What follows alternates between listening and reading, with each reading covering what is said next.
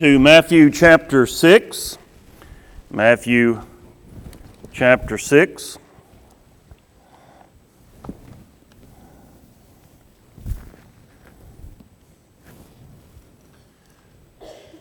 The story is told of a young family that was hosting the preacher for a meal one evening.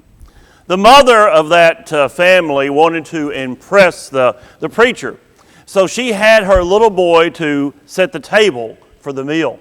As they sat down for the meal, the mother noticed that the preacher did not have a fork or a knife. And she whispered to the little boy, "Honey, you forgot to give the preacher a knife and a fork." To which the little boy said, "Well, I didn't think really the preacher needed one because Daddy said that he would eat like a horse." Wow. Okay, you'll catch that later on. You may look at me and say, that preacher needs to skip a meal or two. Skipping meals is part of fasting. Fasting. We continue our series of What Does the Bible Say by looking tonight at the second part. Last week we looked at prayer. Tonight we're looking at fasting. Because in the Bible, prayer and fasting is often connected. This is my first sermon ever on fasting. I asked Billy, how many sermons have you done on fasting? He said, 0. I called 4 of my preacher buddies up. I said, I'm just curious, how many sermons have you done on fasting? Each and every one said 0. Why? I think there's a lot of confusion when we talk about fasting, and there's also a lot of fear. It's kind of like the little girl, her daddy announced one night that he was going to start a fast. The little girl said, "Oh, Daddy, please don't do that." To which the father said, "Well, honey, in the Bible, a lot of people went on fast." And the little girl said, "Yeah, they did, and they're all dead." Fear. Maybe you've got fear about fasting. Tonight, we're going to try to relieve some of that fear. Why don't we talk more about fasting? I think there's probably 3 reasons. Reason number 1 is right here. It's in our head. None of us like to talk about skipping meals. I mean, we all enjoy eating, right? Yes, we do. And we all don't like to talk about dieting. And dieting, you're leaving out some foods. And a fast, you're leaving out all the food. So reason number 1, it's right here. Reason number 2, why we don't often talk about fasting in the church today, it's because there is a lack of understanding for the purpose of fasting. And the purpose of fasting is not what you probably think it is. We'll find out more in just a moment. I hope to correct all of our understanding tonight. I think the third reason we don't talk about fasting is we associate fasting with, super spiritual people. And we don't look at ourselves as being super spiritual, so that excuses us. Tonight, we're going to look at who should fast. By the way, I do hope you've all read my article in the bulletin for the day's bulletin. Has some good information in it. Now, what is biblical fasting? Biblical fasting is leaving something out. Could be food, could be something else, but it's leaving something out for the purpose of spending more time with God. For most of my adult life, I have done a weekly fast. For most of my adult life, I have skipped one lunch a week. And during that 45 minutes that I normally would spend on lunch, I have spent that time in prayer and meditation and Bible study and just praising God. Okay, I've done that for most of my adult life. So biblical fasting is leaving something out, usually food, for the purpose of spending more time with God. What did Jesus say about fasting? Well, Billy's already shared the first verse. Let's share all three verses.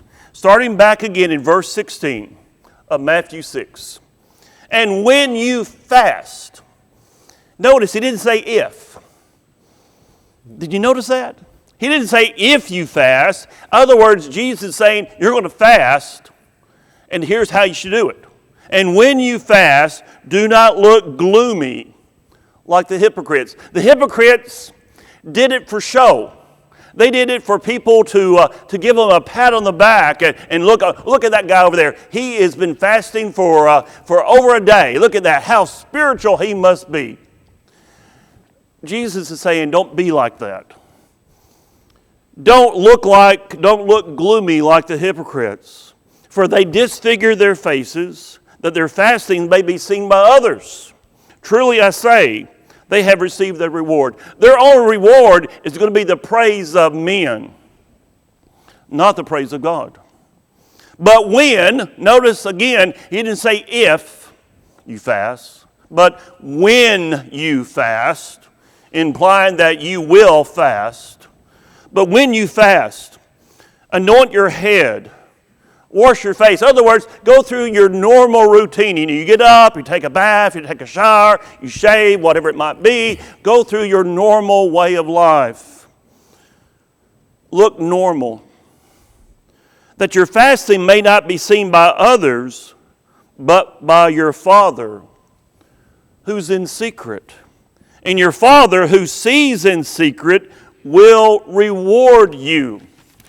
Here is the first answer about fasting. Fasting is something we do between ourselves and God. God rewards. God rewards those who do not put on just a show of spiritual devotion. Here in chapter 6, instead of a show, they give, back in verse 2, they pray, we studied that last week, and they fast for one purpose. And that is for God's glory and not their own glory. They're doing it to bring glory to God. They're doing it to be brought closer to God. As a result of doing that, the invisible God rewards their invisible deeds. So when you fast in secret, not for a show, not to have people praise you, but you want to be brought closer to God. You want to have a closer connection to God. So when you fast, not if, but when you fast in secret. So that's when you should fast. You fast in secret. But who should be fasting? Is it the spiritual supergiants among us? Is it the elders, maybe the deacons, the Bible class teachers? Actually, it's everybody. Everybody, especially those who are in sorrow. In the Bible, depending on which translation you use, there are 40 references, give or take one, about fasting.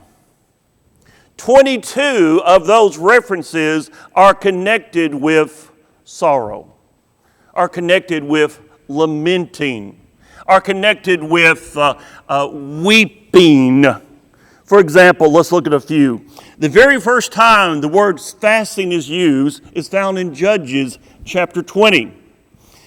All the people of Israel, the whole army went up and came to Bethel and did what? They wept. They sat there before the Lord and fasted that day. They're weeping. Look at 1 Samuel 7. The house of Israel lamenting.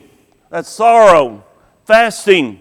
2 Samuel, mourning and weeping and fasting. 2 Samuel 12, David fasted and wept. Continue on. 1 Kings 21, Ahab, a wicked king, not a good king, but he fasted. Because why? Because God had pronounced judgment on his wickedness. Nehemiah chapter 1, when Nehemiah heard about the walls of Jerusalem being in shambles, he wept and mourned and fasted and prayed. Later on, the people also assembled with fasting and in sackcloth.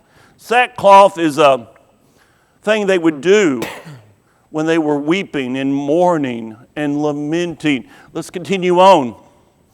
1 Kings 21. Esther chapter 4, great mourning among the Jews with fasting and weeping. Psalm 35, I wore sackcloth, mourning, weeping, fasting, I grieved. Psalm 69, I was humbled my soul with fasting, weeping. Psalm 109, my heart is stricken with me. My knees are weak through fasting. David chapter 9, once again, he's seeking by prayer and pleas for mercy with fasting and sackcloth and ashes. Symbols of grief, symbols of mourning. Joel chapter 1, put on sackcloth and lament, consecrate a fast.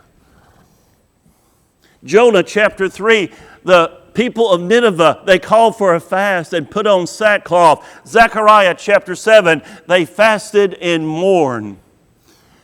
Fasting is not just connected to people who are really super faith giants.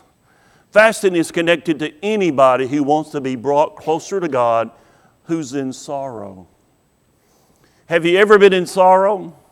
Have you ever had pains and trials and problems that have brought you to your knees? That's a time for fasting. In Matthew chapter 9, Jesus is asked a question. Notice the question. The disciples of John comes to him saying, we fast, the Pharisees fast, but your disciples do not fast. Why? Jesus said, can the wedding guests mourn as long as the bridegroom is with them? In other words, I'm here. There's no time for sorrow now. I'm here. But there will come a day. He was looking toward his cross. He was looking toward the time after the cross. There comes a day when they will fast. And by the way, we're going to look at two examples from Acts in just a moment where the church fasted. So, when do you fast? You fast when there is sorrow in your life. When you're brought low and you feel a need to be brought closer to God. So you fast in secret, you fast in sorrow. You fast to express your helplessness before God. John Claypool, a minister, had a little girl, 6 years old. She had leukemia. They took her to every doctor they knew to take her to. She saw every kind of medical professional you can name. Thousands of prayers were offered up to the Lord on her behalf. But that little 6-year-old girl died. She died on a Monday. The burial, the cemetery, the funeral, the cemetery, the burial was on Wednesday. The church said, John, just take a couple weeks off. You need to take some time off. John said, no, I don't want to do that. I feel like I need to be back in the pulpit. So that next Sunday morning, the Sunday after his daughter had died, he first showed them this verse. Isaiah chapter 40, it says, those who hope in the Lord will renew their strength. They will soar on wings like eagles. They will run and not grow weary. They will walk and not be faint. John said, there are times in our lives when we're on top of the world. Everything's going great and we are soaring on wings like eagles. And there are times when everything's okay, it's just an average day, and we're running, but we don't grow weary. But there are days for all of us where all we can do is just walk and hope that we don't faint. John said, I'm in one of those days right now. I need your prayers. And the elders of that church had prayer. Each one got up and led a prayer for that family. You pray. You fast. When you're in sorrow, when you want to go to God and approach God and ask God for His help, you are expressing your helplessness before God. That causes us to want to fast. So you fast in secret, you fast in secret, you fast in sorrow, you fast in submission to God. You're submitting your will to God. You say, God, I want to align my will with your will. I want to humbly approach you. You see, humility, submission, and fasting all go together. Once again, let's turn to the Bible. 1 Kings chapter 21. That wicked king Ahab, he fasted. What did God say about that? Ahab has humbled himself before me. Ahab didn't correct his life, unfortunately, but at least at that moment he had expressed his humility before God. 2 Chronicles chapter 20, when King Jehoshaphat proclaimed a fast, it says, Judah assembled to seek help from the Lord. They know they can't handle it themselves. They go to God. They're seeking God's help. They're seeking humility in their life. They're submitting to His will. Ezra chapter 8, Ezra says, I proclaim a fast that we might humble ourselves. Humble ourselves. Psalm chapter 35, David said, I afflicted or humbled myself with fasting. Isaiah 58, the nation of Israel asked, why have we fasted? Why have we humbled ourselves? Here in Isaiah 58, they are fasting. They have humbled themselves. But if you read that passage, you find out they are not submitting their will to God. They still want to do it their way and not God's way. You fast when you recognize your utter need for God. Can you feel that need? Can you sense that need in your life for God? You fast when you see that need for God in your life, to make God a priority in your life. You fast as an expression of your dependence upon God and your willingness to submit to Him. We have two references of the church fasting. In Acts 13, the focus has moved from Jerusalem. The first half, almost half of Acts, is mainly about Jerusalem. The last half of Acts is mainly about sending out mission efforts. The mission efforts start in Antioch. The church in Antioch are sending out this mission effort. They're going to send out Paul and Barnabas. What do? They pray and they fasted before sending out Paul and Barnabas. In Acts chapter 14, after appointing elders, they committed them with prayer and fasting. If you read very many of the books, the papers written by early Christians from the 2nd century, from the 3rd century, you will find that these early Christians often would fast to bring themselves closer to God. They were submitting themselves to the Lord. They were putting God first in their life. They were doing that by fasting. Often when we think of fasting, we think of totally giving up food. Well, actually for Jewish people under the Old Testament and for the Christians, there were many different types of fast. There were fasts that only happened during the day. There were also fasts that would say you could have liquid, water, grape juice, whatever, but you couldn't have solid food. There were fasts that would go over a period of a few days, yes. They were fasts where they would avoid certain foods, give up certain foods that they like to eat to be brought closer to God. Fasting was a way to remind ourselves that we need God.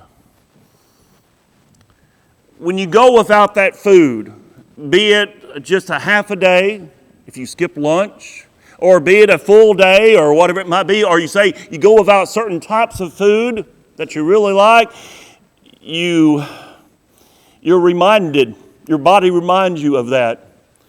And by your body reminding you of that, then you can then say, yes, but God is the one that fulfills my needs. You are brought closer to God because you realize that God is the one that provides your needs. It's not your efforts. It's not your ability. It's God who is providing what you need in your life. Fasting is something that the early church did. If you really want to humble yourself, if you really want to humble yourself before the Lord, if you really recognize your need of God, then God can lift you up. You can be brought closer to Him.